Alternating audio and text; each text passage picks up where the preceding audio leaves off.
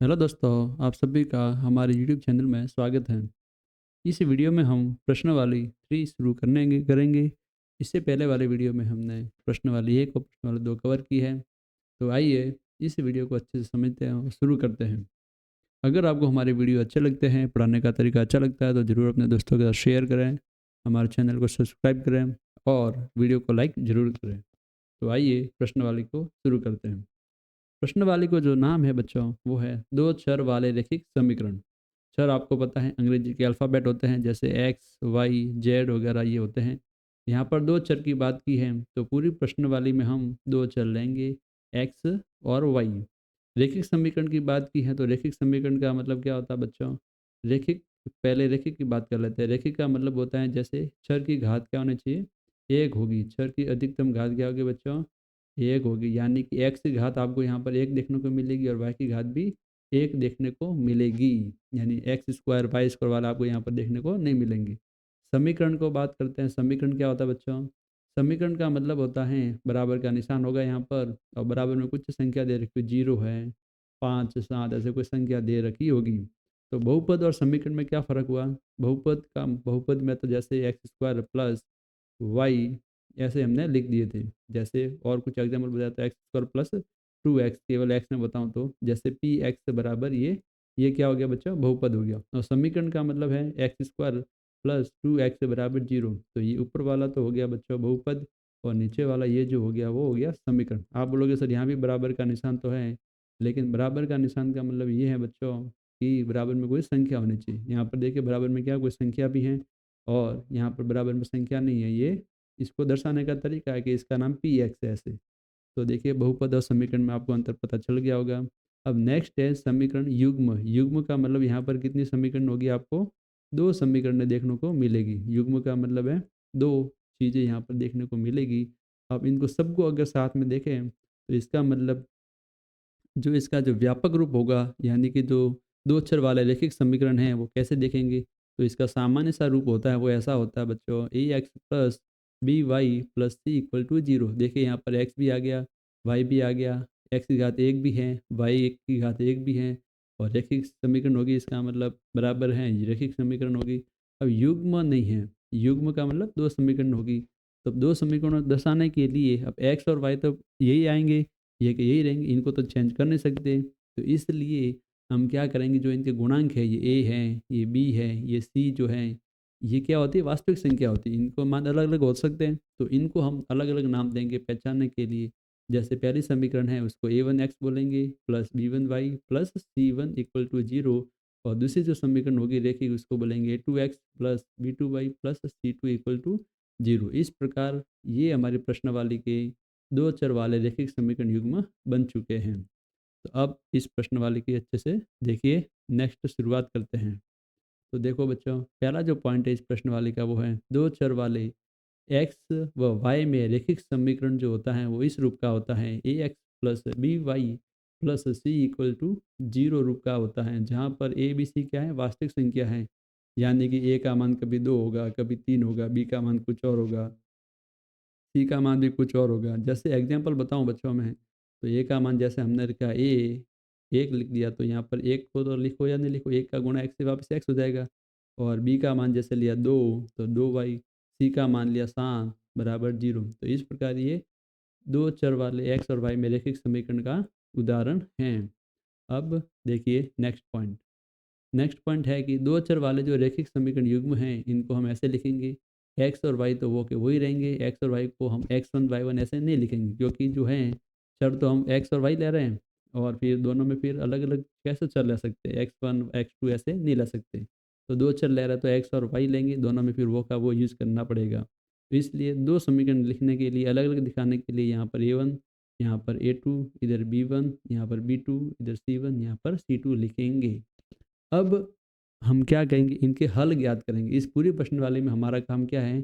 हल ज्ञात करना। हल ज्ञात करने का मतलब क्या है बच्चों? एक्स और वाई के मान ज्ञात करना। एक्स और वाई के मान को ही हम क्या बोलेंगे? हल बोलेंगे।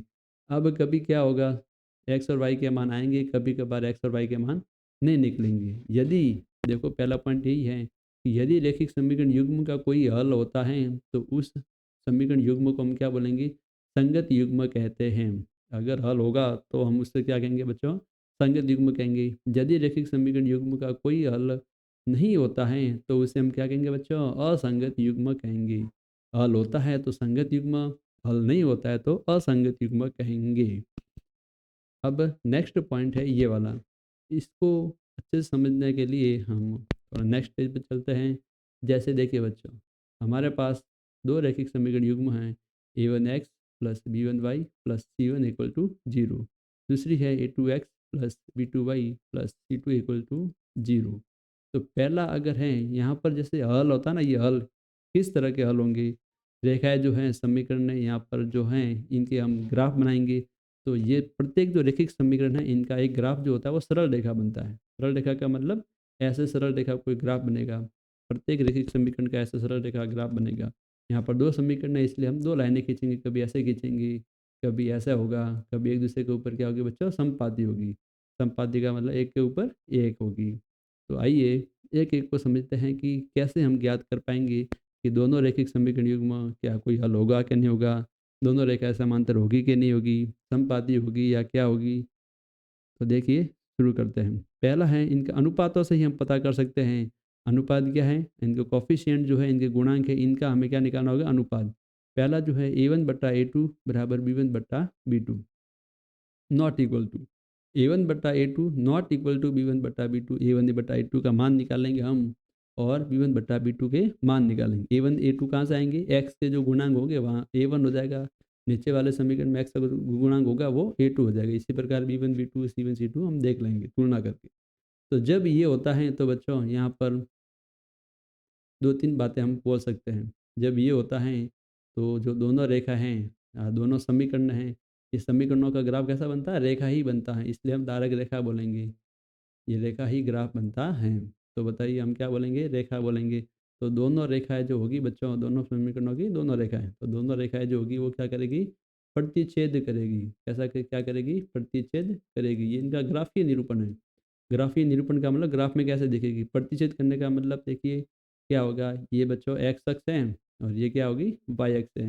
इस ग्राफ को मैं और डिटेल में अभी आगे बताऊंगा कि एक्स और वाई अक्ष क्या क्या होता है, अभी आपको पूरा डिटेल में आगे बताऊंगा। आपने देखा होगा ऐसे बहुत बार ग्राफ। तो ये जो होता है वो एक्स अक्ष होता है, ये होता है वाई अक्ष होता है। तो दो रेखाएं जो होगी वो क्या करेगी, प्रतिच्छेद करेगी।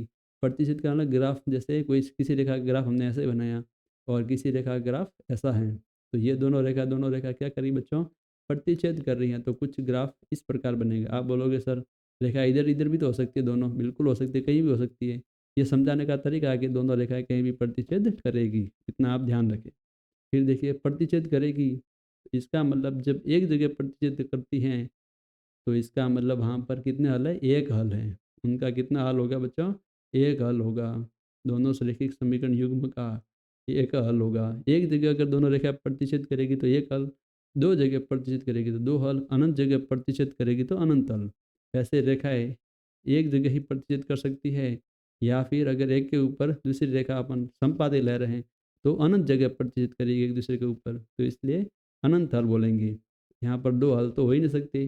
तो ध्यान रखें परीक्षा में अगर आए कि रैखिक समीकरण युग्म का क्या क्या हल संभव है, एक हल, अनंत हल, जीरो हल, दो हल, क्या क्या संभव है, तो एक संभव है, अनंत संभव है, जीरो संभव है, दो संभव नहीं है। कौन सा संभव नहीं है, दो संभव नहीं है, ध्यान रखेंगे। तो यहाँ पर एक हल होगा जब किसी रैखिक समीकरण युग्म का एक हल है तो हम उसे कैसा बोलेंगे, संगत या संगत, संगत हल या फिर संगत युग्म से हम बोलेंगे। ये आपको बातें थोड़ी बहुत ध्यान रखनी थी।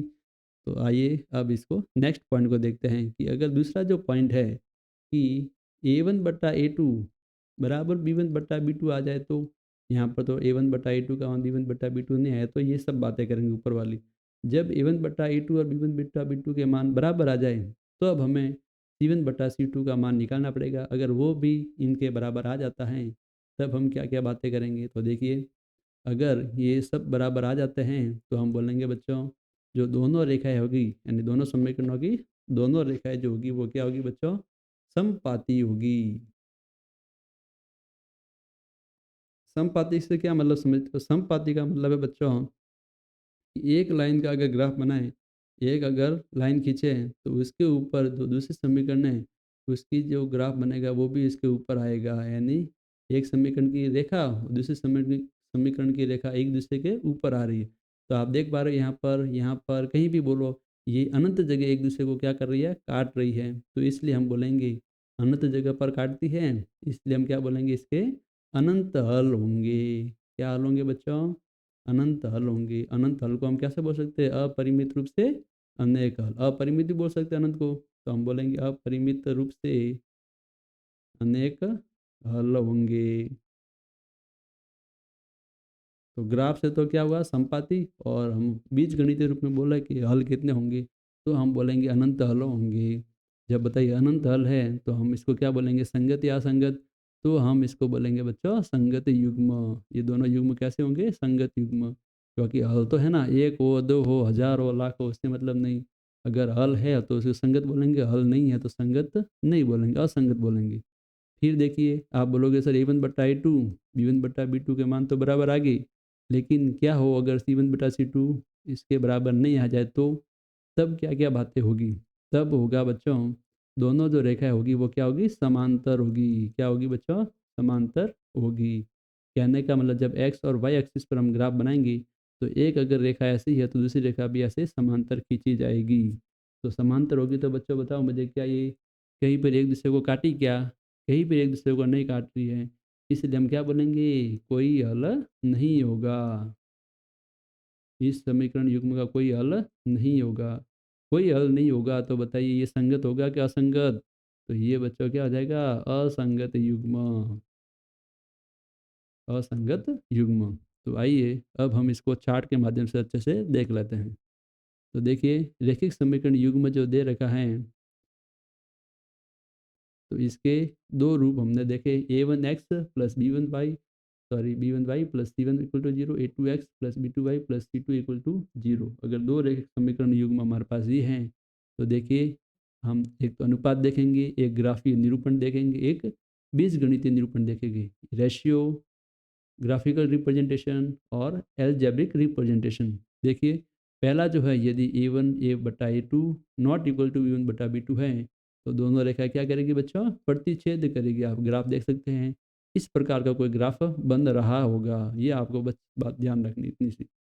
और इस प्रकार का जब ग्राफ बनेगा तो क्या होगा बच्चों, बीजगणित निरूपण में, बीजगणित का मतलब है कि हल कैसा होगा, कितने हल होंगे, केवल एक हल होगा। एक हल को हम अद्वितीय हल भी बोलते हैं।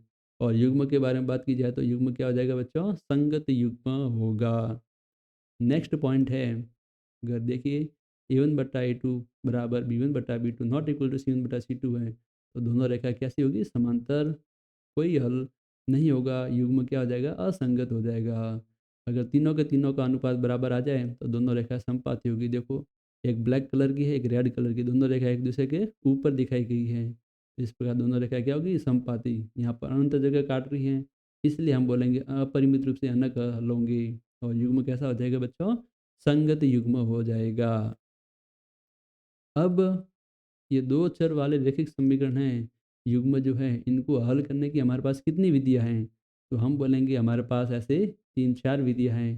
जो पहली विधि का नाम है उसे हम बोलेंगे ग्राफीय विधि। क्या बोलेंगे बच्चों, ग्राफीय विधि। इसी का दूसरा नाम है आलेखीय विधि। यानी कि रैखिक समीकरण युग्मों के हम क्या बनाएंगे, ग्राफ बनाएंगे। रेखा रेखा बनती है, तो एक रैखिक समीकरण का एक रेखा बनाएंगे, दूसरी रैखिक समीकरण की दूसरी रेखा बनाएंगे।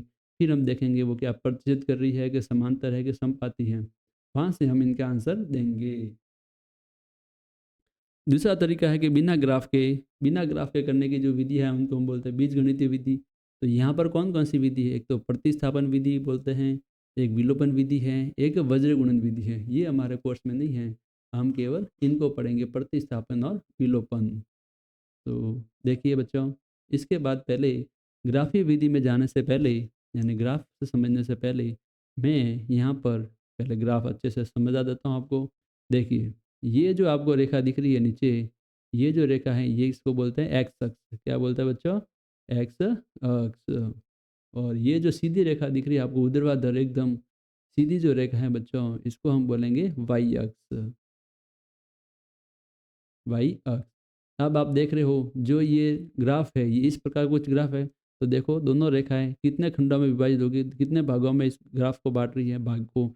तो आप बोलोगे एक ये दूसरा ये, तीसरा ये, 4 ये। 4 भागों में बाँट रही है। इनको हम बोलते हैं चतुर्थांश बोलते हैं। क्या बोलते हैं बच्चों? चतुर्थांश।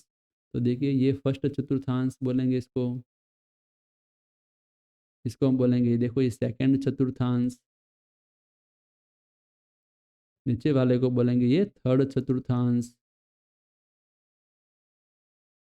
इसको हम बोलेंगे चतुर्थ चतुर्थांश। चतुर्थ चतुर्थांश। 4 भागों में बाँटे चतुर्थ अंश है, यानी 4 अंश है इसके।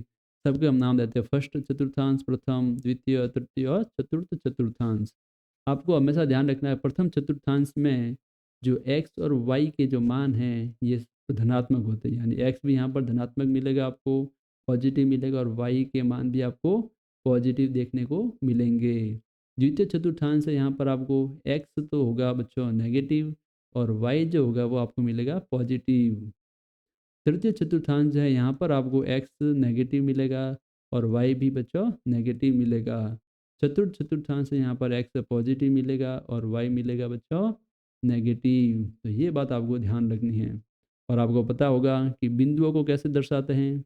जो बिंदु जो होते हैं, जैसे कोई बिंदु, जैसे किसी कई बिंदु पर x का मान है 2 और y का मान है 4, तो इसको हम लिखते हैं यहाँ पर x और कॉमा y से लिखते हैं, यानी x का मान यहाँ पर लिखेंगे 2,4, यानी उस बिंदु का जो निर्देशांक है 2,4 से हम दर्शाएंगे। तो यहाँ पर हम ग्राफ में क्या दर्शाएंगे? बिंदु दर्शाएंगे, फिर उनको हम उनसे हम क्या बनाएंगे? ग्राफ बनाएंगे। तो देखिए जैसे हमें दर्शाना है, पहला आपको ग्राफ में दिखा देता हूँ मैं। जैसे हमें दर्शाना है 4,5, यानी कि यहाँ पर देखिए x का मान कितना है बच्चों? 4 और y का मान कितना है? 5। तो देखिए सबसे पहले आपको x अक्ष पर जाना है। x अक्ष पर x का मान जो है वो कितना देख लीजिए आप, 4 ढूंढ लीजिए। 4 ढूंढिए x पर। x अक्ष पर देखो 1 2 3 4, यहाँ पर हमें मिला 4 x का मान। y का मान कितना है? 5। अब y का मान 5 कहाँ है? देखिए y का मान 5 ये रहा। तो यहाँ पर हम मन में ऐसे रेखा खींचिए, जहाँ पर ये दोनों रेखाएं कट करेगी, प्रतिच्छेद करेगी एक दूसरे को, वो बिंदु हमारा हो जाएगा 4,5। इसी प्रकार अगर दूसरा एग्जाम्पल लें, जैसे दूसरा एग्जाम्पल -2,3, दूसरा एग्जाम्पल बताएं -2,3, तो इसको हम कैसे दर्शाएंगे? देखो x का मान कितना है बच्चों? -2। -2 कहाँ मिलेगा? x अक्ष तो ये रही नीचे वाली, तो -2 ये रहा। और y का मान 3, y का मान धनात्मक है तो ऊपर ही मिलेगा, ये रहा 3। यहाँ पर देखो सीधी रेखा खींची ऐसे ही, और x अक्ष पर भी ऐसे सीधी ऊर्ध्वाधर रेखा खींची, तो दोनों यहाँ पर कट कर रहे हैं। तो इस बिंदु का जो निर्देशांक होगा, इस बिंदु को हम -2,5 से जानेंगे। अब ग्राफ बनाना आपको आता ही है मेरे हिसाब से। देखिए ये जो एक्सिस होती हैं, यहाँ पर आप देखिए जो पहली लाइन आपको दिखेगी उस 1 लिखते हैं, आगे हम लिखते हैं 2, 1 के बाद 2 लिखेंगे, फिर 3 4 5 6 7 8 ऐसे। ऊपर देखिए ये जो ऊपर जा ऊर्ध्वाधर वाई एक्सिस है, यहाँ भी हम वैसे लिखेंगे 1 2 3 4 5 6 ऐसे। इधर क्या होती है? माइनस में होती है एक्स अक्ष, तो हम लिखेंगे इधर -1 -2 -3 -4 ऐसे हम लिखेंगे। इधर भी वो वाई प्लस में लिखेंगे, सॉरी माइनस में, -1 -2 -3 -4। इस प्रकार ये पहले हम एक्स अक्ष और वाई अक्ष पर ऐसे संख्या दर्शा लेंगे, फिर हम इन बिंदुओं को लिख देंगे। तो बहुत ही आसानी से हम ग्राफ सीखेंगे। आप और भी ग्राफ बनाना सीखेंगे, उसकी हम रेखाएँ बनाएँगे, तब आपको पूरा अच्छे से समझ में ज़रूर आ जाएगा। तो मिलते हैं बच्चों अब इस अगले वीडियो में, वहाँ पर हम प्रश्नावली की शुरुआत करेंगे। धन्यवाद।